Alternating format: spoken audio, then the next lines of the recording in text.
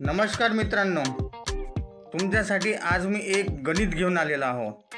ते गणित सोडवून दाखवा तुम्ही। 3 मित्र असतात।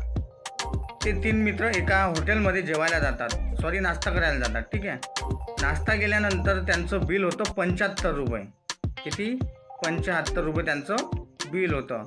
तर मग नाश्ता झाल्यानंतर ते मालकाकडे जातात आणि 75 रुपये पे करतात। तिघेही जण 25 रुपये। मग मालक म्हणतो वेटरला की ते 3 मित्र आहेत, त्यांच्याकडून आपण 70 रुपये घेऊयात आणि 5 रुपये तू त्यांना परत कर। मग वेटर काय करतो, ते 5 रुपये घेऊन येतो।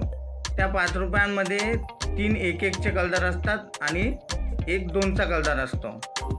मग तो वेटर काय करतो, त्या 3 मित्रांकडे जातो आणि प्रत्येकाला 1 असे 3 रुपये देतो आणि उरलेले 2 रुपये तो त्यांच्याकडे ठेवतो।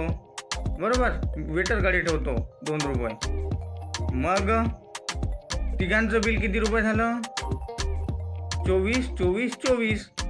बरोबर, कारण 25 रुपयाचा एक प्लेट नाश्ता होता, त्यामधला तिघांनाही 1 रुपया परत दिला गेला, म्हणून 24 रुपये त्यांचं एका नाश्त्याचं चार्ज झाला। म्हणजे 24 किती झाले?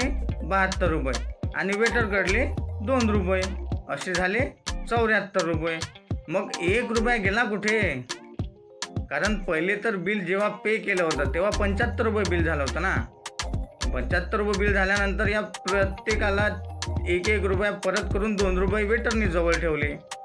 मग याचे 24, त्याचे 24 आणि त्याचे 24 त्रिक 72 आणि वेटर जवळचे 2 रुपये असे झाले 74। मग 1 रुपया गेला कुठे? कोड सोडवा आणि कमेंट करून मला उत्तर द्या। व्हिडिओला लाईक करा, शेअर करा, चॅनलला सबस्क्राईब करा। धन्यवाद।